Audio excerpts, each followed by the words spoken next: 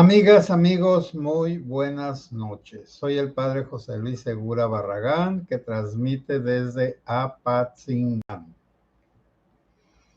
Hoy voy a tratar un tema que en realidad es mundial, pero aquí en México lo tenemos y del mismo modo. En cada país este tema de la sociedad idiota de Agustín Laje. Agustín Laje tiene un libro que trata precisamente de la generación tonta, pero no es tonta por naturaleza, es tonta por resultado del medio ambiente. ¿Y cuál es ese medio ambiente que hace tontas a las personas? La educación. Si nosotros vemos cómo progresa el ser humano, cómo ha progresado, la educación, pero bueno, entendamos que la educación es el saber. Entonces, el saber hace que progrese la persona. Por ejemplo, el fuego. Como el fuego ha sido tan importante para la humanidad, hay muchas leyendas sobre el fuego y relacionadas también sobre el sol o mitos. Y eso de que el ser humano descubrió que el fuego era importante y lo podía recibir o recabar o obtener donde había fuego. Un rayo que quemaba un árbol, una lava caliente, pero eso no le servía para todos los lugares, y más en aquella época de hace 20,000 años de las glaciaciones, que el planeta se enfrió y hasta había kilómetros de hielo en todas partes. Murieron casi todos los animales antiguos, las plantas, pero como la naturaleza que hizo Dios es tan fecunda, pues cada vez de que había un cataclismo, quedaban unas semillas de vida, tanto animal como vegetal, y luego progresaban. Lo mismo es lo mismo es con el ser humano. Y ese descubrimiento del fuego transformó la vida de las personas. Por ejemplo, esos que estaban allá en las glaciaciones y que luego quedaron en climas muy fríos, necesitaban saber hacer fuego. Acá en los lugares cálidos inventaron hacer fuego frotando dos tipos de madera. Una bofa como dice la gente, y otra dura.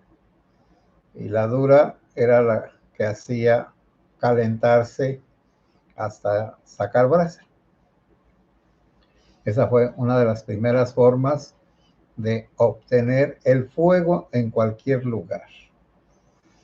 Otras pues fue con los pedernales, lo que se llama pedernales, unas piedras que sacan chispas, que usaban los fumadores de antes, bueno, todo tipo de personas acá en los ranchos, juntaban un montón de zacate bien seco, y entonces estaban dándole con su pedernal, dos piedras que sacaban chispas, vuelvo a repetir, una de ellas caía en un zacate que se prendía y ya ahí le iban soplando hasta que se hacía una flama.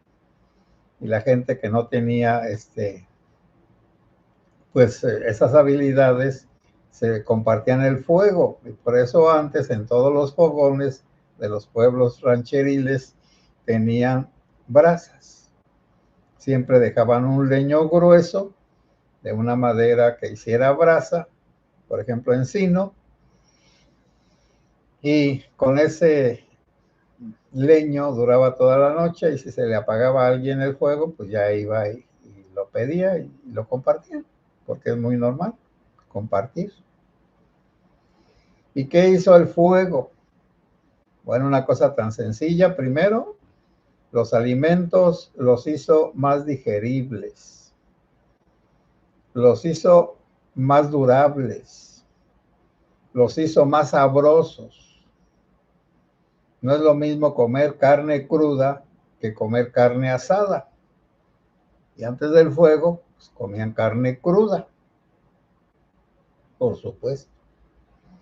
Bueno, entonces, el fuego por ese lado, pero por otro endurecía las puntas de las lanzas o de los palos afilados, verdes, y poniéndolos al fuego, se endurecía la punta, la madera, y entonces podían matar los animales más fácilmente, los que andaban cazando. Luego inventaron con el fuego, aparte de cocer los alimentos y de tener unas comodidades como agua caliente en los lugares fríos, también herramientas. Poco a poco se dieron cuenta de que el fuego solidificaba el lodo, el barro. Entonces hicieron vasijas que eran de barro, las cocieron en el fuego y entonces ya empezó la cerámica. Digo, no necesito decir todas estas cosas, pero cada invento importante cambia la vida de las personas. Bueno, está toda la historia. Agustín Laje la pone en su libro, pero de hace 50 años para acá, el ser humano se ha ido volviendo más tonto. ¿Por qué?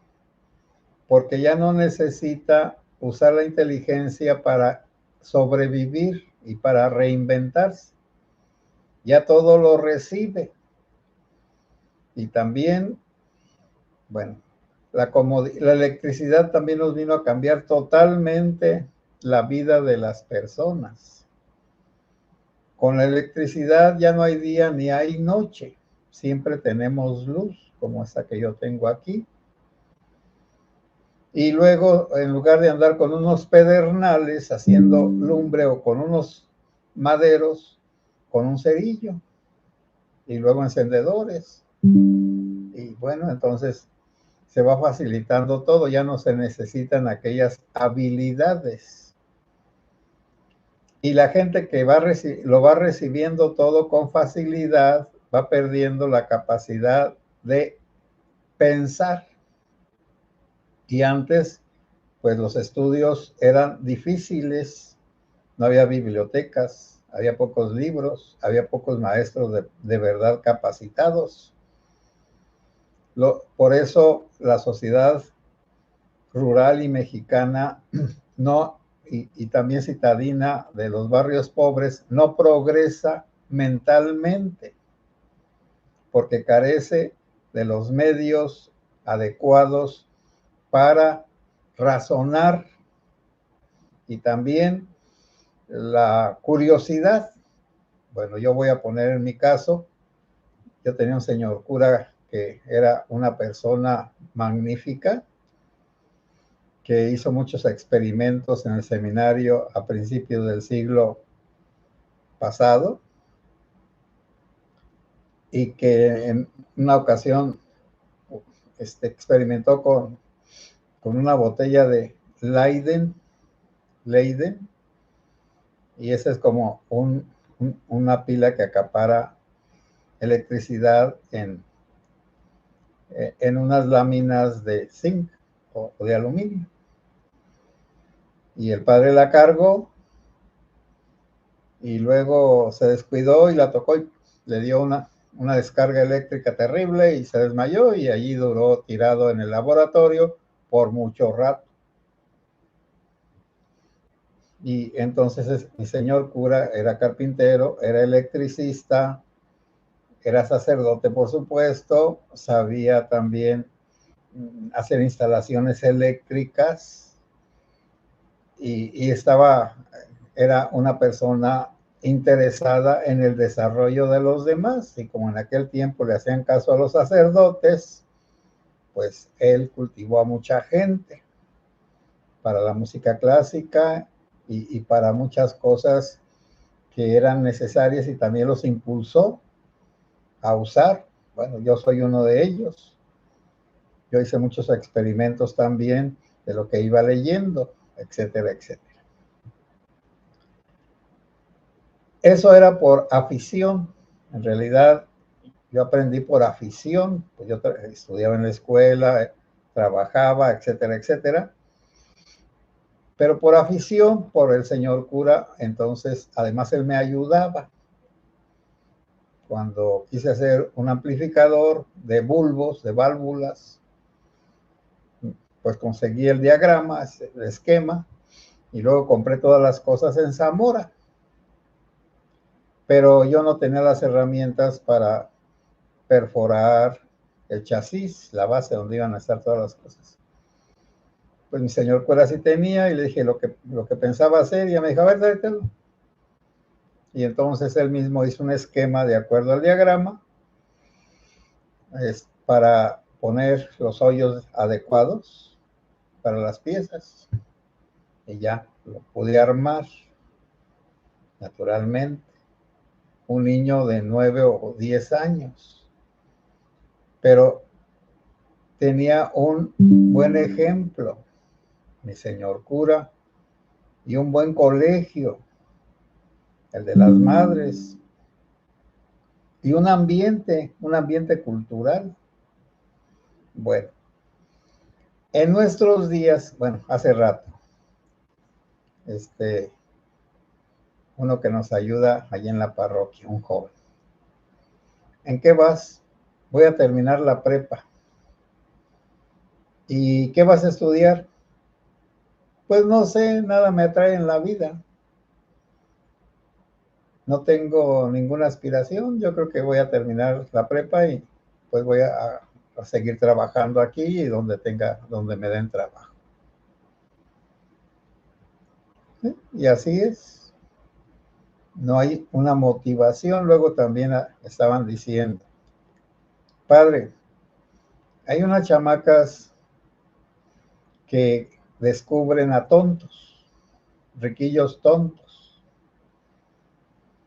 Sí, hay unos riquillos que han sido mimados toda la vida, han sido protegidos, y llegan a la adolescencia y les viene pues ese desarrollo de las hormonas, y por ese estado, pues vamos a decir, ardiente e irracional, algunas mujeres, aprendiendo de sus madres caprichosas que mandan y torturan al marido, les mandan cosas. Estaba diciendo también hoy porque tuvimos una reunión de personas católicas para hacer un plan diocesano de pastoral. Y ya nos decía una de las mamás que ella tenía un hijo y que una chamaca de Monterrey por el internet se estaban conectando, y que la chamaca iba a venir desde Monterrey a conocer a su hijo. Bueno, ¿quién deja ir a una muchacha de 16, 17 años desde Monterrey hasta Apatzingán? Otro. La chamaca lo tiene tan controlado que tiene que pedirle permiso a la chamaca para apoyar a sus papás. Y la mamá de la chamaca, como es una vividora, pues ella le da facilidades a su hija hasta para que se embarace y atrape a aquel tontito. Bueno, esas son las juventudes de ahora. Y también la superficialidad. La superficialidad, bueno, es decir, la superficie, tocamos la superficie de las cosas, tocamos la superficie, pero no vemos el interior, porque además, si abrimos alguna cosa que nosotros tenemos, pero no conocemos nada, el abrirla es descomponerla. Cualquier cosa que uno abra y que no sepa, la descompone. Bueno, entonces, las personas de antes, y yo me cuento entre ellas, hacíamos las cosas porque no teníamos todo a la mano, y los antepasados menos tenían todo a la mano para hacer sus herramientas. El fuego, entonces, ayudó a la creación de herramientas. Las herramientas hicieron que hubiera fábricas de herramientas. Ya no solo los artesanos, sino herramientas, por ejemplo, coches. Ya una sola persona no hacía un coche, como Ford inventó esa división del trabajo. Tú pones una llanta, tú pones la otra, tú la otra, tú la otra, tú pones el motor, tú pones los frenos, y entonces así se distribuyó el trabajo y se produjo más y más rápidamente y más barato. Entonces, eso fue con el fuego. Pero del fuego pues, surgió los motores de vapor en el siglo XIX, y allá en Europa pues pronto se inventaron el ferrocarril ese que era de vapor y conectó a todo el mundo. Estados Unidos también estaba muy inquieto, un país muy grande, incomunicado, hasta que unas compañías ferrocarrileras hicieron precisamente vías desde el oriente al poniente, desde el Atlántico al Pacífico, y todo eso despertaba en la gente un deseo de superación, de ir de aventuras, de peligros, de sabiduría. Naturalmente que la gente ordinaria, pues esa siempre se ha contentado con lo mínimo, y más acá en Tierra Caliente, que la gente siente tanto calor y pone una hamaca y un ventilador y una chelona por ahí bien fría. ¿Para qué inventa? Ya hay un señor huertero que tiene su parcela o sus parcelas.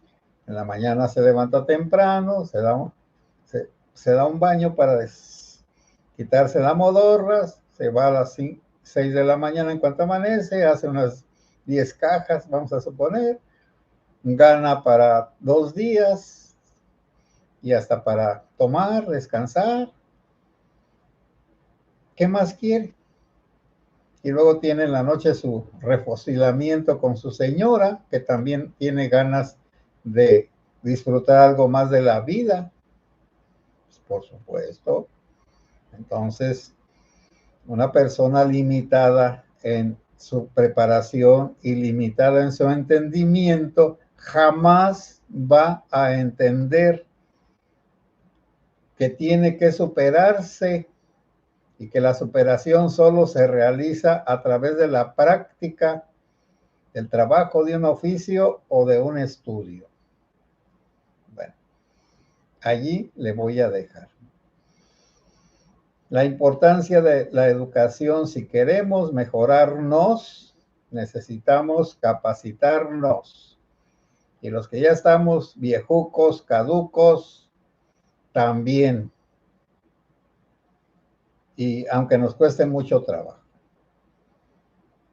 Y esto mismo que les digo de la sociedad idiota está en la religión. Ya no hay una formación religiosa, vamos a decir, sencilla, pero clara y efectiva. Hay un montón de temas, a los niños 3 años de temas para la primera comunión. Me decía un papá, bueno, ¿qué quieren, un doctorado? pues no entienden la pedagogía de los niños y no hacen las cosas adecuadas a esa situación de los niños y también de las personas, pues que no tienen muchos conocimientos. Y para eso, pues la pedagogía, es decir, la forma de enseñar efectiva, pues dice, ¿quieres enseñarle latín a Juan? Pues primero conoce a Juan, ya sabes el latín, pero ahora conoce a Juan. El conocimiento de los alumnos, de las personas, de los niños, nos hace descubrir sus cualidades y sus defectos. Y el pedagogo, el formador bueno, pues alienta las cualidades y no trata de que insista en lo que no puede hacer un niño, porque no tiene cualidades. A ver, canta, no tiene entonación. Que cantes, que no tiene entonación. Que vuelva a cantar, a ver si le sale. No tiene entonación, es un desentonado. Pero mete muy bien los goles. Ah, bueno, entonces anímalo a que siga en el fútbol, déjalo en el canto. Bueno, entonces la generación idiota, tonta, pues, ha venido desde que el ser humano dejó de hacer sus herramientas y de que lo recibió todo.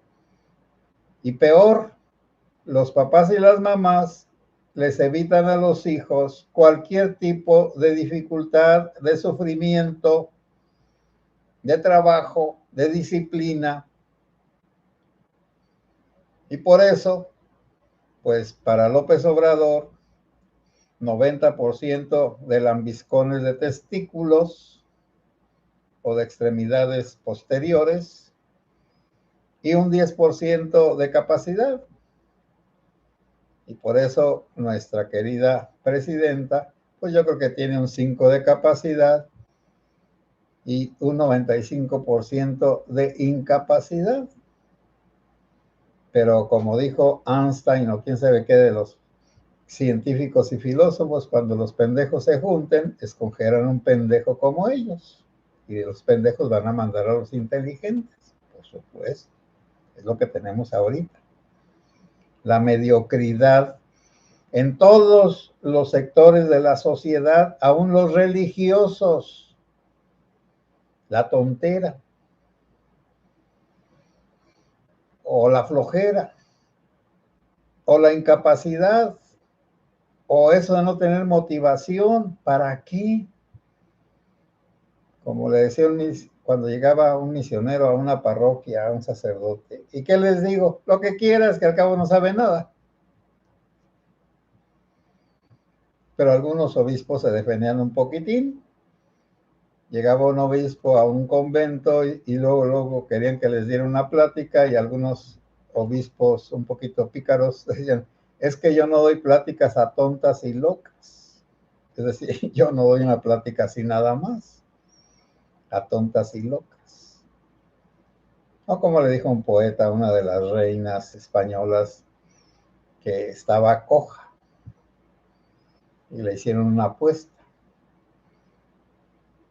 ¿A que no le dices coja a la reina?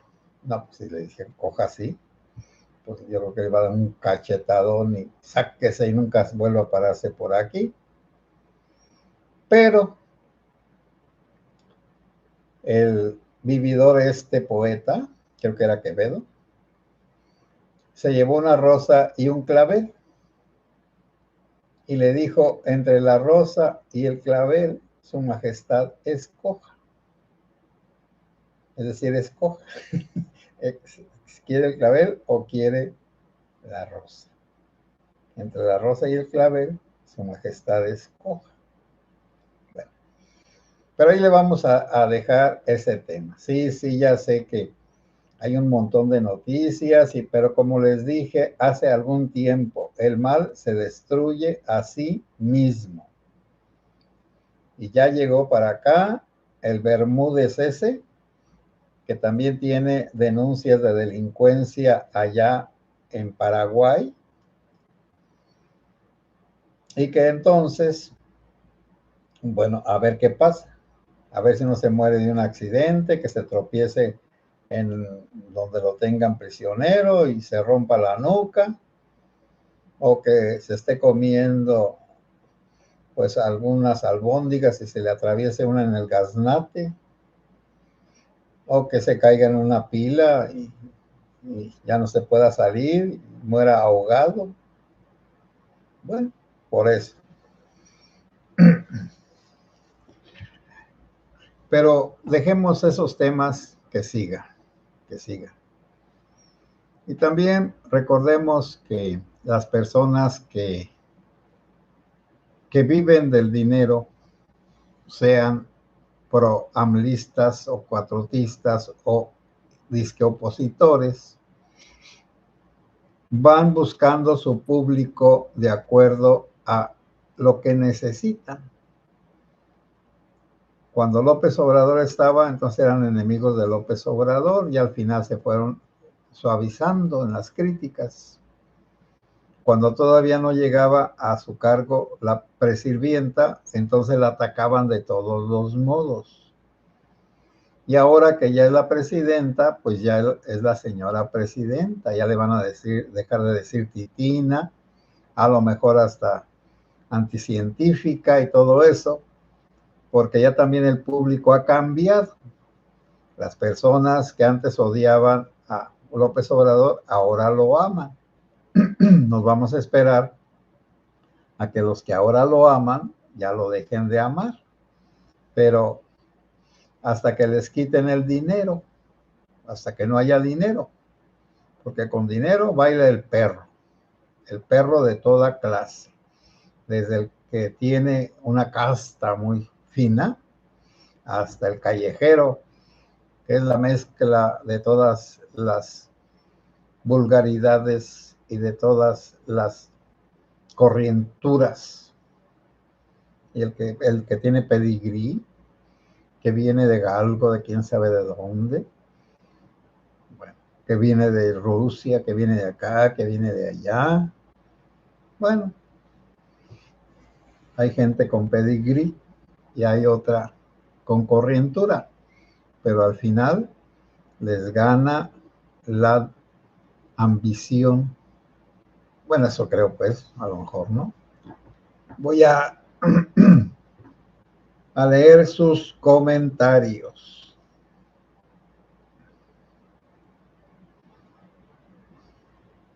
Malena Orduña, buenas noches, padre. Buenas noches, Malena. Andrea, buenas noches, padre José Luis, Segura Barragán y comunidad. Que el Señor Jesús nos bendiga, nos guarde de todo mal y nos lleve a la vida eterna. Gracias, Andrea, por recordarnos que debemos de dar gracias a Dios. Marimar Blanco, buenas noches, sacerdote José Luis Segura. A toda la comunidad, saludos y bendiciones en todo momento. Igualmente, Marimar, te agradecemos tus bendiciones. Maritere, hola Padre José Luis, buenas noches, Dios lo bendiga y lo cuide siempre donde quiera que esté. Gracias, Maritere, y también saludos a toda la comunidad. Buenas noches a todos. Maritere dice que Dios nos bendiga a cada uno de nosotros y a nuestras familias. Sí, que Dios nos bendiga y nos proteja de la tontez. Rosa López, buenas noches, Padre José Luis y comunidad. Ya le llegó la barredora a los morenacos y la lagartija presirvienta ya no sabe qué decir. Sí, pues, por eso les estoy diciendo.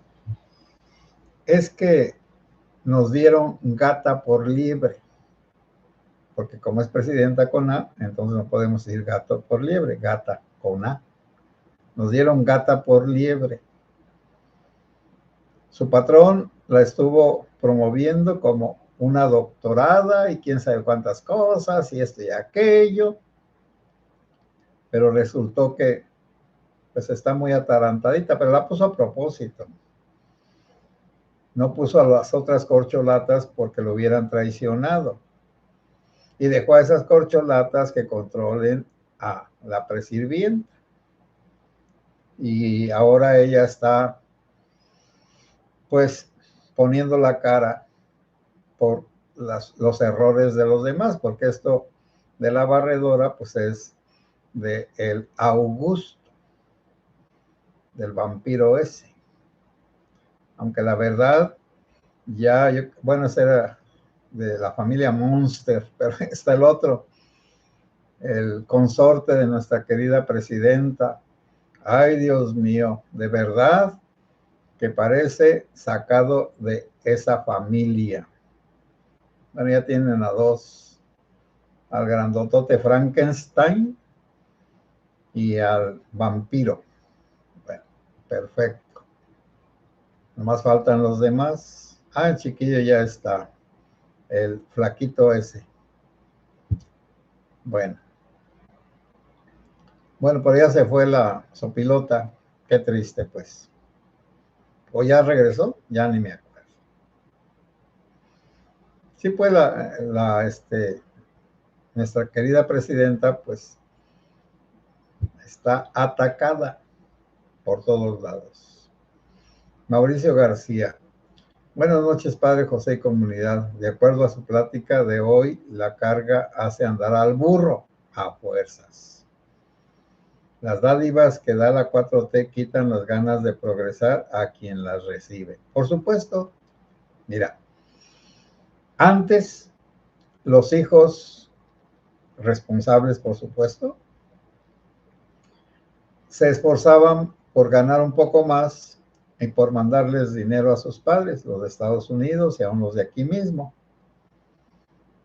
Desde que les dan ese dinero, aunque sea poco, como los papás ya estaban acostumbrados a gastar poco, con los 3,000 pesos que les dan mensuales, 6,000 cada 2 meses, con eso se apañan y además con algunas cositas que han de tener y algunas cositas que han de hacer.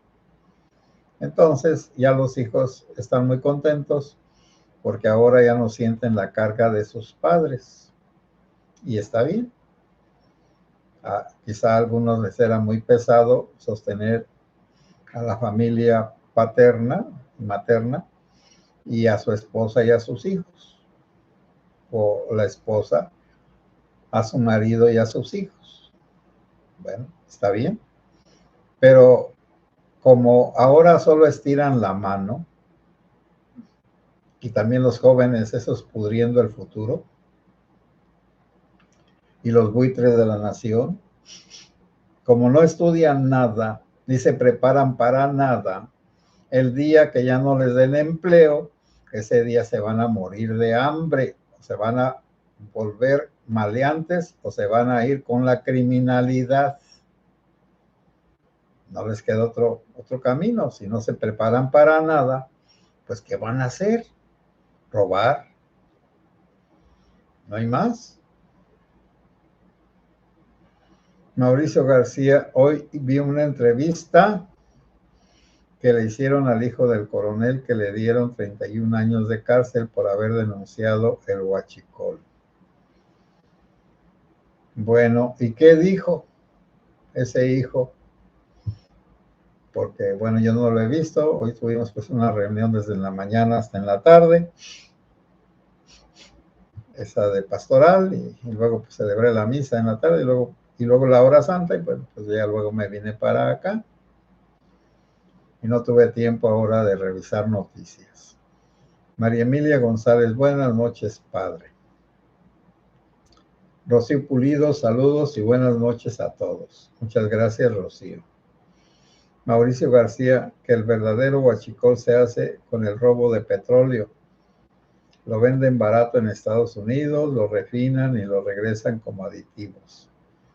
Hay funcionarios de todos los niveles involucrados. Sí, mira, el huachicol anterior era sacar el gasolina o diésel o lo que fuera de los ductos, de los tubos donde se transportaban por dentro.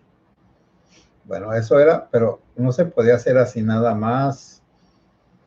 Si se abría a cualquier hora y sin ninguna precaución y sin saber, pues si se abría un agujero en los ductos, pues salía un chorro como una fuente y cualquier chispa lo incendiaba.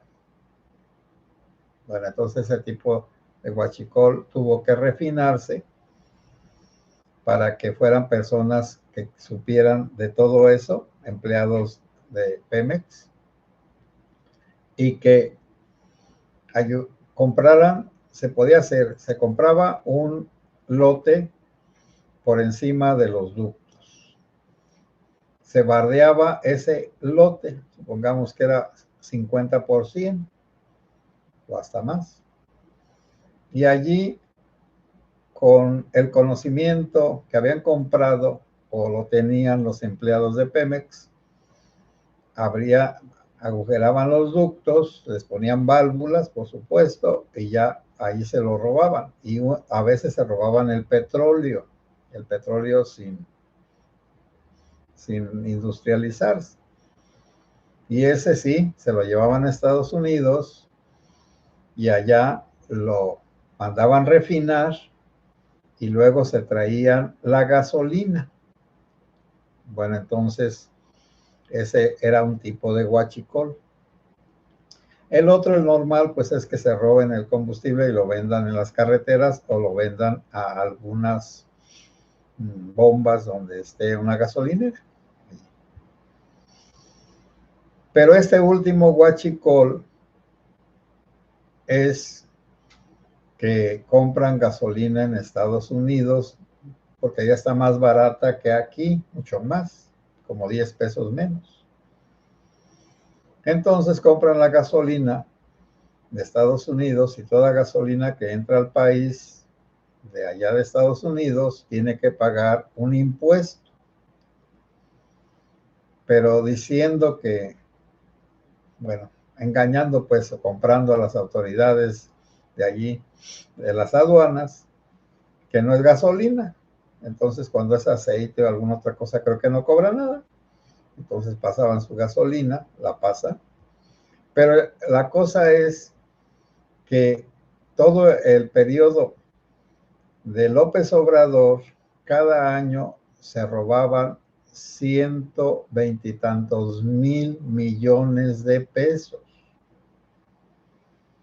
De tal manera que ya en estos días sería 1 billón de pesos.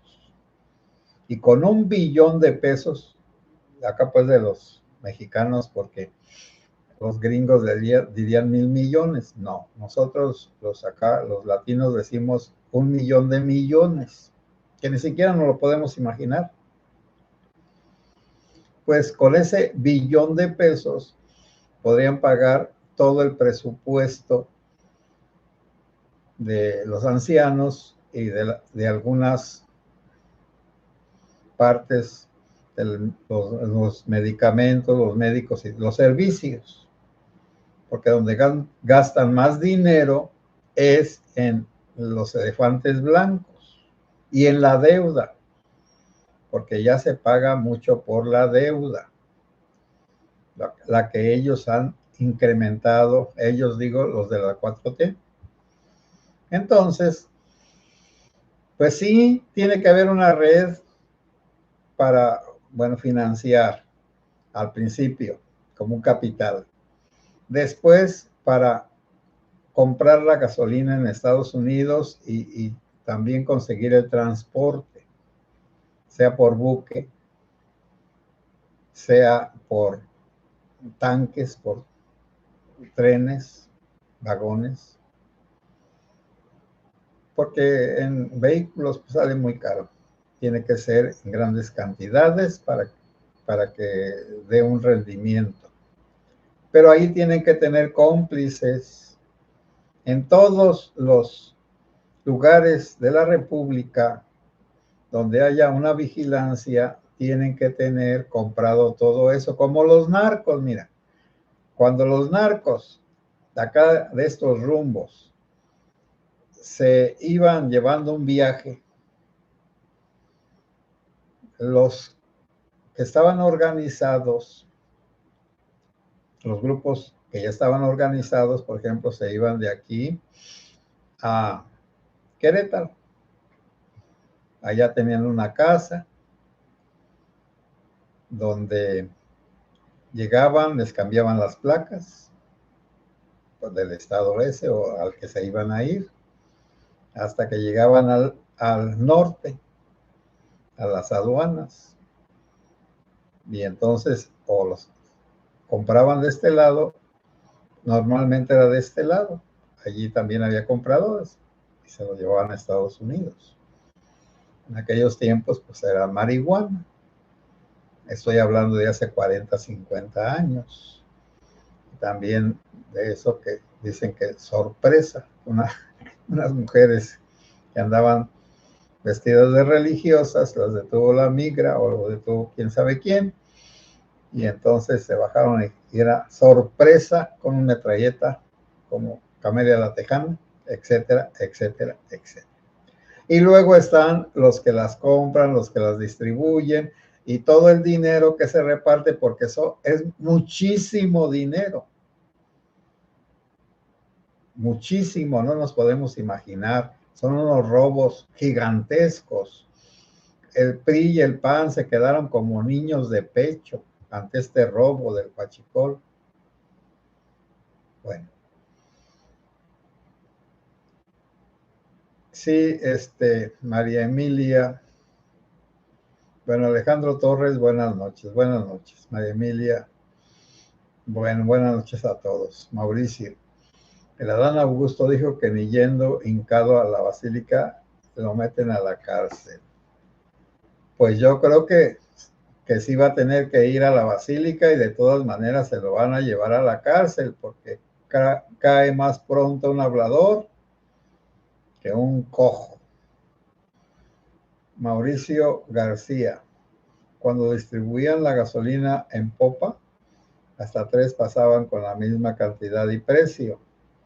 Eso pasó en un retén por Tamaulipas. Sí. Hay una gran economía en el narcotráfico y en el crimen organizado. Bueno, amigas y amigos, buenas noches. Que Dios los bendiga. Mañana, si Dios quiere, trataré algún otro tema.